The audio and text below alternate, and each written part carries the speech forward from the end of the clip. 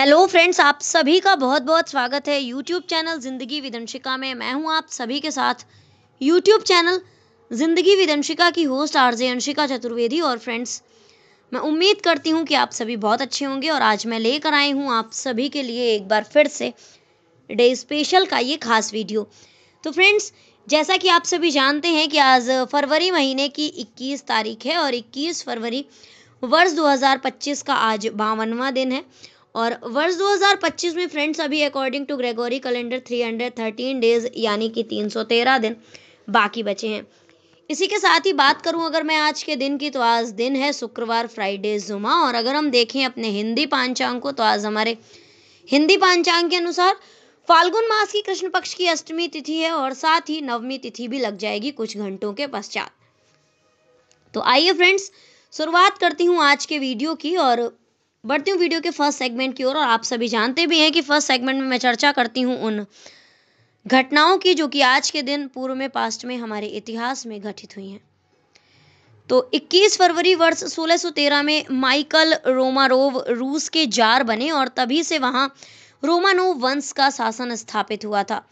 1707 में औरंगजेब की मौत अहमदनगर में हुई थी। 1795 में डचों ने सीलोन और श्रीलंका अंग्रेजों को सौंप दिया था। 1842 में अमेरिका में सिलाई मशीन का पेटेंट कराया गया था। 1848 में कार्ल मार्क्स और फ्रेडरिक एंजेल्स ने कम्युनिस्ट पार्टी का घोषणा पत्र प्रकाशित किया था। 1907 में अंग्रेजी भाषा के कवि ऑडेन का जन्म हुआ था। 1914 में बर्दुन का युद्ध प्रारंभ हुआ था। 1916 में प्रथम विश्व युद्ध में फ्रांस में वर्डन की लड़ाई भड़की थी। 1919 में बाबा रेवा के प्रधानमंत्री कुर्ट रिजनर की हत्या म्यूनिख में हुई थी और बार्सिलोना में क्रांति शुरू हुई थी। 1925 में न्यूयॉर्क मैगजीन के फर्स्ट संस्करण का प्रकाशन हुआ था। 1943 में ब्रिटेन नरेश जॉर्ज षष्ठ ने रूसियों को सम्मानित किया था। 1946 में मिस्र में ब्रिटेन के खिलाफ विरोध प्रदर्शन हुआ था। 1948 में स्वतंत्र भारत के संविधान का प्रारूप संविधान सभा के अध्यक्ष के समक्ष रखा गया था। 1952 में ढाका उस समय पूर्वी पाकिस्तान में था। पुलिस ने प्रदर्शनकारियों पर तब गोलियां चलाई थीं जब वे बांग्ला को आधिकारिक भाषा का दर्जा देने की मांग कर रहे थे और बाद में इसे आधिकारिक दर्जा दिया गया और बांग्लादेश में इसके बाद से ये दिन भाषा आंदोलन के स्मारक के रूप में मनाया जाने लगा। यूनेस्को ने इसे बाद में अंतर्राष्ट्रीय मातृभाषा दिवस के रूप में घोषित किया। 1959 में प्रेस क्लब ऑफ इंडिया की नई दिल्ली में स्थापना हुई। 1963 में सोवियत संघ ने अमेरिका को चेतावनी दी कि क्यूबा पर हमला विश्व युद्ध में बदल सकता है। सिनाई रेगिस्तान में इजरायली लड़ाकू विमान ने लीबिया अरब एयरलाइंस के विमान 114 को मार गिराया, जिससे इसमें सवार 108 लोगों की मौत हो गई थी। 1974 में यूगोस्लाविया ने संविधान को आज के ही दिन अंगीकार किया था। 1975 में राष्ट्रसंघ मानवाधिकार उपयोग ने अधिकृत अरब क्षेत्रों में दमनात्मक कार्यवाही के लिए इजरायल की कड़ी निंदा की थी। 1981 में नासा ने सैटेलाइट कॉम्स्टर 4 का प्रक्षेपण किया था। 1986 में दक्षिण अफ्रीका सरकार ने जोहान्सबर्ग और डरबन अश्वेतों के लिए खोल दिए थे। 1990 में कंबोडिया के प्रधानमंत्री हुन सेन ने राजकुमार सिंघानुक से बैंकॉक में शांति वार्ता प्रारंभ की थी। 1991 में अल्बानिया में राष्ट्रपति ने पुलिस विद्रोह के बाद नई सरकार के गठन की घोषणा की थी। 1992 में ही चीन से शंघाई शेयर बाजार में विदेशियों को कामकाज की अनुमति मिली थी। 1996 में हब्बल अंतरिक्ष द्वारा भेजे गए चित्रों की सहायता से ब्लैक होल के अस्तित्व का पता चला था। अंतरिक्ष यान सोयूज TM-23 कक्षा में स्थापित हुए थे। 1998 में संयुक्त राष्ट्र सुरक्षा परिषद ने इराक को $5.2 अरब का तेल बेचने की अनुमति दी थी। 1999 में पूर्व प्रधानमंत्री अटल बिहारी वाजपेयी और पाकिस्तान के पूर्व प्रधानमंत्री नवाज शरीफ के बीच लाहौर घोषणा पर समझौता हुआ था। 2000 में भारतीय मूल के 52 वर्षीय उज्जवल दोसांझ कनाडा में ब्रिटिश कोलंबिया प्रांत के नए मुख्यमंत्री प्रीमियर बने थे। 2001 में इजरायल में एहुक बराक का गठबंधन सरकार में शामिल होने से इनकार और राजनीति छोड़ने की घोषणा की थी। और 2001 में 21 फरवरी को सहस्त्र शताब्दी के महाकुंभ का समापन हुआ था। 2004 में लॉन टेनिस में सानिया मिर्जा WTA खिताब जीतने वाली पहली भारतीय महिला खिलाड़ी बनी थी। 2005 में स्पेन के निवासियों ने जनमत संग्रह में यूरोपियन संघ के संविधान का व्यापक समर्थन किया था। 2008 में अनिल अंबानी की रिलायंस कम्युनिकेशन ने युगांडा की कंपनी अनुपम ग्लोबल सॉफ्ट का अधिग्रहण किया था और भारत की प्राइवेट एयरलाइंस जेट एयरवेज ने एयर कनाडा के साथ स्ट्रेटजी गठजोड़ किया था। 21 फरवरी वर्ष 2008 में पाकिस्तान पीपुल्स पार्टी के नेता आसिफ अली जरदरी और मुस्लिम लीग एएन के नेता व पूर्व प्रधानमंत्री नवाज शरीफ ने हाथ मिलाया था। 2009 में हिंदुस्तान मोटर्स ने अपने प्रबंधकों की तनख्वाह घटाई थी।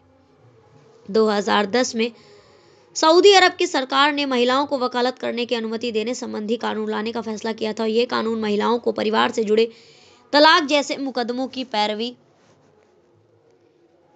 करने का अधिकार देगा। बैडमिंटन में भारत की पहली महिला तथा दुनिया की 7वीं सर्वश्रेष्ठ महिला खिलाड़ी साइना नेहवाल ने दुनिया की नंबर 8 खिलाड़ी जोऊ मी को 14-21, 21-10, 23-21 से 50 मिनट में पराजित कर दिया था। इसके साथ ही भारतीय टीम ने थाईलैंड के नारकोनराचशिमा में खेले जा रहे Uber cup Asia zone qualifier में अपने पहले मैच में हांगकांग को 3-2 से हरा दिया था।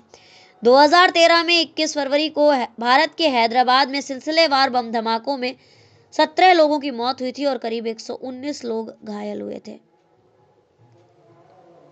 इसी के साथ ही फ्रेंड्स, वीडियो का फर्स्ट सेगमेंट यहीं पर एंड अप करती हूँ और बढ़ती हूँ वीडियो के नेक्स्ट और सेकंड सेगमेंट की ओर। और आप सभी जानते भी हैं कि सेकंड सेगमेंट में मैं चर्चा करती हूँ उन महान शख्सियतों के नामों की जिन महान शख्सियतों का हुआ है आज के दिन इस धराधाम पर पदार्पण, यानी कि 21 फरवरी को जिन महान शख्सियतों का हुआ है जन्म। तो फ्रेंड्स, आज के दिन जन्म हुआ था वर्ष 1829 में अमीर मिनाई जी का, उर्दू के प्रसिद्ध भारतीय थे। और टी.आर. जेलियांग का जन्म हुआ था 1952 में, नागालैंड के 10वें मुख्यमंत्री थे। 1980 में प्रतिभा सुरेश वारन का जन्म हुआ था, भारतीय रेसिंग ड्राइवर। और जिग्मे खेसर नामग्याल वांगचुक का जन्म हुआ था आज के दिन, भूटान के 5वें राजा हैं। 1894 में जन्म हुआ था भारत के प्रसिद्ध वैज्ञानिक शांति स्वरूप भटनागर का। 1904 में जन्म हुआ था सोवियत संघ के प्रधानमंत्री एलेक्सी कोजिगिन का। और 1878 में जन्म हुआ था दामोदर मिर्रा अल्फासा का, भारतीय आध्यात्मिक नेता हैं। इनकी मृत्यु हुई थी 1973 में। इसी के साथ ही 1923 में आज के ही दिन जन्म हुआ था गोवा मुक्ति संग्राम के प्रमुख नेता एवं स्वतंत्रता सेनानी विश्वनाथ लवांडे का। फ्रेंड्स, 21 फरवरी को वर्ष 1896 में जन्म हुआ था कविवर निराला जी का, यानी कि सूर्यकांत त्रिपाठी जी निराला जी का। महाप्राण पंडित सूर्यकांत त्रिपाठी जी का काव्य मुख्यतः भारतीय दार्शनिकता से ओतप्रोत है। परंपरावाद के पोषक होते हुए भी नवगति, नवलय, ताल, छंद, नव की बात करते हैं। वेदों से प्रेरित उनकी वैचारिकी में वो सुगंध है जिसके आकर्षण में प्रत्येक विचारधारा के लोग उन्हें अपना समझते हैं। आज निराला जी की जन्म जयंती है और इनके जन्म जयंती पर करती हूँ कुछ चर्चा इनके बारे में।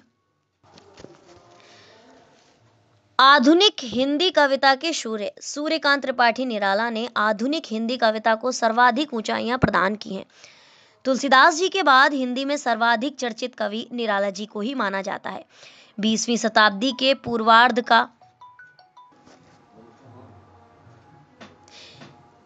कुछ विशेष प्रवृत्तियों जैसे छायावाद, रहस्यवाद, प्रगतिवाद, प्रयोगवाद इत्यादि के रूप में पहचाना जाता है।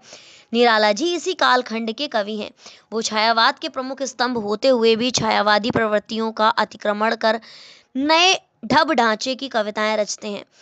इसलिए उनकी कविताओं में अपने समय के आगे पीछे की सभी तरह की प्रवृत्तियां मिलती हैं। उनके काव्य में हिंदी ही नहीं अपितु संस्कृत की प्राचीन काव्य परंपराएं भी बोलती हैं। तो भावी काव्य प्रवृत्तियों की अनुगूंजें भी उनकी कविताओं में सुनाई पड़ती हैं। निराला जी का वैशिष्ट्य यह है कि वो एक ही साथ पूर्व निमित्त काव्य रूढ़ियों के भंजक भी हैं तो काव्य परंपराओं के पोषक भी। किंतु जिस एक तथ्य की ओर से हिंदी के वामपंथी आलोचकों ने मुंह फोड़े रखा है वह है निराला की प्रमुख हिंदू चेतना और हिंदू जीवन दर्शन के उनका श्रद्धापरक दृष्टिकोण। हिंदू जीवन दर्शन के प्रति उनका जो दृष्टिकोण है वो वाकई श्रद्धापरक है। ये हिंदी साहित्य बोध की विडंबना है कि इकबाल का उल्लेख करते समय उन्हें सदैव अल्लामा कहा जाता है, किंतु निराला जी की चर्चा करते समय उनके हिंदू पक्ष को दबाकर बड़ी चतुराई से उन्हें प्रगतिशील धारा के कवि के रूप में ही स्थापित किया जाता है, जबकि निराला जी वेदांत एवं भारतीय वाङ्मय के गहन अध्येता थे। वर्ष 1922 में उन्होंने रामकृष्ण मिशन द्वारा प्रकाशित पत्रिका समन्वय का संपादन किया था। स्वामी विवेकानंद जी के जो लेख और कविताएं हम आज हिंदी में पढ़ते हैं, वो अधिकांशतः निराला जी द्वारा ही बांग्ला से हिंदी में अनुदित किए गए हुए हैं। वस्तुतः निराला भारतीय जीवन बोध के कवि हैं, और वो जीवन बोध जो भारतीय परंपरा से अनुप्रमाणित है, जो सनातन धर्म से अभिव्यंजित होता है। निराला भारतीय चेतना का ऐसा ज्योति स्तंभ है जिसमें जीवन का समग्र अपने सभी आयामों के साथ झलकता है। इसलिए उनकी कविताओं में संघर्ष है तो समन्वय भी, व्यक्ति स्वातंत्र्य है तो समष्टि चेतना भी है, भौतिक समस्याएं हैं तो आध्यात्मिक समाधान भी है, लौकिक चुनौतियां हैं तो पारलौकिक समर्पण भी है, परंपरा का अनुगमन है तो प्रगति की कामना भी है।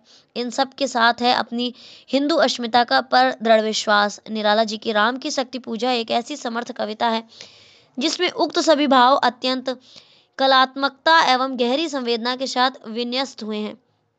तुलसीदास जी जैसे कालजयी कविता निराला की विलक्षण कवि प्रतिभा का ही प्रमाण है।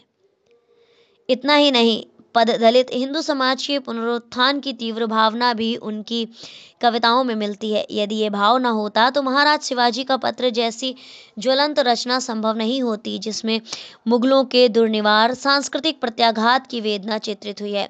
निराला एक और वह तोड़ती पत्थर जैसे तीखी यथार्थ बोध की कविता का प्रणयन करते हैं, तो दूसरी ओर सरोज स्मृति जैसी हृदय द्रावक शोक गीत भी रचते हैं। वो कुकुरमुत्ता, बेला, नए पत्ते जैसी नई कविताएं लिखकर पुरानी काव्य रूढ़ियों को तोड़ते हैं, तो आराधना और सांध्य काकली जैसे भक्तिपरक आध्यात्मिक गीत भी रचते हैं। बहुआयामी सृजनात्मक व्यक्तित्व के धनी निराला केवल कवि ही नहीं, एक अक्षय कथाकार और आलोचक भी हैं। उन्होंने कई कहानी संग्रहों और उपन्यासों की रचना की है। बिल्लेश्वर बकरिया और कुल्लू भाट जैसे प्रसिद्ध उपन्यास हैं। कला एवं साहित्य के मर्म को उद्घाटित करते उनके निबंध आज भी एक नई दृष्टि देते हैं। कहा जाए तो अद्वैत वेदांत है निराला की वैचारिक आधार भूमि। यदि हम निराला जी की वैचारिकी की बात करें तो उनकी दार्शनिक दृष्टि आती है। अद्वैत वेदांत उनकी वैचारिक आधार भूमि भी थे, जो कि मूलतः शक्ति पर और अद्वैतवाद पर केंद्रित हैं। उनकी दूसरी वैचारिकी को यदि हम कला और साहित्य की दृष्टि से देखें तो यह स्पष्ट होता है कि वो परंपरा के विरोधी बिल्कुल नहीं थे। जो परंपरा जड़ता को प्राप्त हो गई है उसे वह स्वीकारने को तैयार नहीं थे। तीसरी बात यह कि यदि परंपरा में संभावना है तो उसे पुनर्नवीकृत करने का प्रयास निराला जी ने अपने गीतों में किया है। भक्तिकाल में जो पद लिखे जाते थे उन्होंने लोक धर्मी गीतों में परिवर्तित किया है। चौथी बात यह कि उनका जो परंपरा बोध था उसमें स्वच्छंदता उनके बुनियादी स्वभाव की तरह शामिल थी। जिसको लोग क्रांति या विद्रोह कहते हैं उसको मैं स्वच्छंदता कहती हूँ। स्वच्छंदता का अर्थ ये है कि उनको किसी गीत में पुल्लिंग शब्द को स्त्रीलिंग में लिख दिया और कहा कि यह शब्द मुझे स्त्रीलिंग में ही पसंद आता है। सच तो ये है कि साहित्य का व्याकरण और भाषा का व्याकरण अलग अलग होता है। भाषा के व्याकरण में कर्ता पहले, कर्म बाद में और क्रियान्त में आती है, लेकिन जरूरी नहीं कि साहित्य का व्याकरण भाषा के व्याकरण का अनुसरण करता हो। जैसे मैथिली शरण गुप्त ने लिखा था, वह स्थान बड़ा ही सुंदर है। भाषा व्याकरण के अनुसार होना चाहिए, वह स्थान बड़ा ही सुंदर है। अपने सौंदर्य बोध में भी निराला किसी बंधे हुए व्याकरण के कायल नहीं थे। उन्हें स्त्रियों में बंधे हुए बाल उतने ही अच्छे लगते थे जितने कि खुले हुए।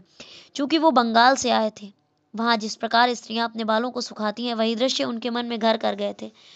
उन्होंने चाहे अपनी पत्नी का जिक्र किया हो या अपनी सास का, दोनों ही जगह ऐसे ही चित्र खींचे हैं। अपने गीत प्रिय यामिनी जागी में उन्होंने लिखा है, खुले केस अशेष शोभा भर रहे, पृष्ठ ग्रीवा बाहु उर पर तर रहे। वहीं पुत्री की असामयिक मृत्यु पर लिखी सरोज स्मृति में सास के खुले हुए केशों की प्रशंसा निराला कर रहे हैं। उनके छंद का एक टुकड़ा है, आज नहीं है मुझे और कुछ चाह। अर्ध विकप इस हृदय कमल में आतु प्रिय, छोड़कर बंधन में छंदों की छोटी राह। निराला छंदों के विरोधी नहीं थे, लेकिन वह छंद को एक नई गतिशीलता देना चाहते थे। इसलिए उन्होंने सरस्वती वंदना में नवगति, नवलय ताल, छंद, नव जैसे गीतों का प्रयोग किया। तुकांत छंदों की रचना छायावादी कविता में यदि किसी ने सबसे अधिक की तो वह निराला जी ही हैं। उन्होंने 300-400 छंदों की रचना की है। कई गीत बहुत सुंदर हैं, जैसे बांधो ना नाव इस ठाव बंधु उनका लोकप्रिय गीत है, जिसे नवगीत का आरंभ गीत माना जाता है। इसके बाद स्नेह निर्झर बह गया है जैसे गीत निराला जी के हैं। उन्होंने देवी देवताओं पर भक्ति के बहुत सारे गीत लिखे हैं। लक्ष्मी पर गीत लिखा है। अर्चना, आराधना गीत, कुंज जैसे उनके संग्रहों में इसकी प्रामाणिकता ढूंढी जा सकती है। उनके साहित्य को लेकर जो दृष्टि थी वे कुछ इस तरह थी कि इसलिए वो केवल मुक्त छंद के कवि नहीं है। हाँ, उन्होंने छंद मुक्त को एक तरह का से प्रवर्तित किया है। मुक्त छंद लेते समय निराला लय का अनुशासन लेते हैं। उनका मुक्त छंद पद्माकर के कवित्व छंद को नया रूप देने का प्रयास है। यह सच है कि कविता की जितनी संभावनाएं उस समय विद्यमान थी या संभव थी, निराला ने जी ने उन सब को रच दिया था। यह एक बहुत बड़ा काम था। इसलिए निराला में व्यापकता है, छंदों की भी व्यापकता और विविधता है। छंदों को विविध रूप में देखने की पहल है। इससे पता चलता है कि जिसकी दृष्टि गतिशील होगी, स्वच्छंद होगी, उदार होगी, यही वो काम कर सकता है। तो फ्रेंड्स, ये थी निराला जी के जन्म से जुड़ी हुई खास जानकारी। और अब इसी के साथ ही बढ़ती हूँ मैं वीडियो के थर्ड सेगमेंट की ओर। और आप सभी जानते भी हैं कि थर्ड सेगमेंट में मैं चर्चा करती हूँ उन महान शख्सियतों के नामों की जिन महान शख्सियतों का हुआ है आज के दिन निधन। तो फ्रेंड्स, आज के दिन निधन हुआ था रानी चेन्नम्मा का, झांसी की रानी लक्ष्मीबाई के समान कर्नाटक की वीरांगना और स्वतंत्रता सेनानी थी। 1970 में निधन हुआ था हरिविनायक पाटस्कर का, भारतीय राजनीतिज्ञ और मध्य प्रदेश के भूतपूर्व राज्यपाल थे। इसी के साथ ही 1990 में जोहराबाई अंबालेवाली का निधन हुआ था, हिंदी सिनेमा की पार्श्व गायिका और भारतीय शास्त्रीय गायिका थी। 1996 में निधन हुआ था मध्य प्रदेश के भूतपूर्व मुख्यमंत्री प्रकाश चंद्र सेठी का। 1998 में भारतीय सिनेमा के प्रसिद्ध चरित्र अभिनेता थे ओम प्रकाश, इनका निधन हुआ था। नूतन जी का निधन हुआ था 1991 में, हिंदी सिनेमा की सबसे प्रसिद्ध अभिनेत्री थी। जन्म हुआ था इनका 1936 में। वर्ष 2024 में निधन हुआ था भारत के जाने माने कानूनविद और उच्चतम न्यायालय के अनुभवी वरिष्ठ अधिवक्ता फली एस नरीमन जी का। तो फ्रेंड्स, ये थी उन नामों की सूची जिन महान शख्सियतों का हुआ था आज के दिन निधन। और अब इसी के साथ ही बढ़ते हुए वीडियो के नेक्स्ट, लास्ट और फोर्थ सेगमेंट की ओर। और अगर मैं बात करूं फोर्थ सेगमेंट की, तो आज के दिन के महत्वपूर्ण अवसर एवं उत्सवों की, तो आज के दिन अंतर्राष्ट्रीय मातृभाषा दिवस है। फ्रेंड्स, जैसा कि मैंने आप सभी को अपने वीडियो के स्टार्टिंग में ही बताया था कि आज फाल्गुन मास की कृष्ण पक्ष की अष्टमी तिथि है, जिसको हम सभी सीताष्टमी के रूप में मनाते हैं। तो आदर्श व उज्जवल चरित्र की पर्याय है माता सीता। माता सीता ने अपने संपूर्ण जीवन में आदर्श व चरित्र को सदैव उज्जवल रखा। माता सीता का जीवन संकटों से भरा रहा है, लेकिन उनका एक पल भी ऐसा नहीं रहा जब वे आदर्श से विमुख रही हों। हर चुनौती और कष्ट ने उनके साहस, संयम और चरित्र की परीक्षा ली। माता जानकी को कई बार संकटों का सामना करना पड़ा। उन्हें अग्नि परीक्षा देनी पड़ी और विपत्ति की आंच में तपकर वे सदा खरे सोने की भांति निखर उठी। मां जानकी के जीवन के कई पहलू हैं जो हमें शिक्षा देते हैं। उनका धैर्य, उनके संस्कार और प्रभु श्री राम के प्रति अडिग विश्वास यह साबित करते हैं कि वह केवल एक पत्नी या महिला ही नहीं, बल्कि उज्ज्वल चरित्र और आदर्श व्यक्तित्व थी, जो अपने कर्तव्यों को हर परिस्थिति में निभाती रही। माता सीता ने प्रभु श्री राम से विवाह के पश्चात अपने कर्तव्य पूरी निष्ठा से निभाए। प्रभु श्री राम के प्रति उनका समर्पण भाव बहुत ही प्रखर था। जब श्री राम को वनवास मिला, तब माता सीता कहती हैं, सा मामना दाय वनम न त्वम प्रस्थितुमर्हसि तपो वा यदि वारण्यम स्वर्गो वा स्यात् त्वया स्वयं। आप अपने साथ मुझे भी वन ले चलिए, चाहे आप तप करें, चाहे वनवास करें या स्वर्गवास करें, मुझे आपके सानिध्य में ही रहना है। जब वनवास में रावण ने उनका हरण किया, तब इस कठिनतम परिस्थितियों में उन्होंने न केवल अपनी रक्षा की, बल्कि अपनी शक्ति व सामर्थ्य श्रेष्ठ प्रभु श्री राम का साथ भी दिया। माता सीता के त्याग, समर्पण और साहस ने न केवल उन्हें एक आदर्श पत्नी, एक आदर्श स्त्री, बल्कि एक धवल व्यक्तित्व बना दिया। उन्होंने हमें सिखाया कि जीवन में कठिनाइयां तो आती हैं, लेकिन हमें अपने कर्तव्यों को कभी नहीं भूलना चाहिए। जीवन का चरित्र सदैव उज्जवल रखना चाहिए। जब उन्हें अपनी पवित्रता और त्याग के कारण ऋषि वाल्मीकि के आश्रम में रहना पड़ा, तब उन्होंने अपने बच्चों को उपयुक्त शिक्षा व संस्कार देने का संकल्प लिया और उन्होंने अपने बच्चों को वो शिक्षा और संस्कार दी जो शायद ही एक सिंगल मदर दे सकती है। लव और कुश को आत्मसंयम, साधना और धार्मिक कर्तव्यों के प्रति जागरूक किया। माता सीता के जीवन से हम सीख सकते हैं कि जीवन के संघर्ष में यदि आपका चरित्र उज्जवल और संस्कार दृढ़ होंगे तो आप किसी भी कठिनाई का सामना कर सकते हैं।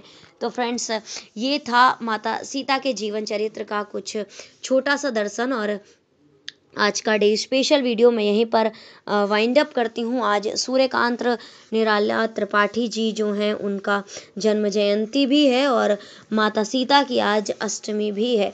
तो इसी तरह से मैं लेकर आऊँगी आप सभी के लिए अपने यूट्यूब चैनल पर और भी ढेर सारे वीडियोस। तो देखते रहें मेरा यूट्यूब चैनल ज़िंदगी with Anshika. Thank you so much, thanks for watching and thanks for supporting. Bye bye and take care.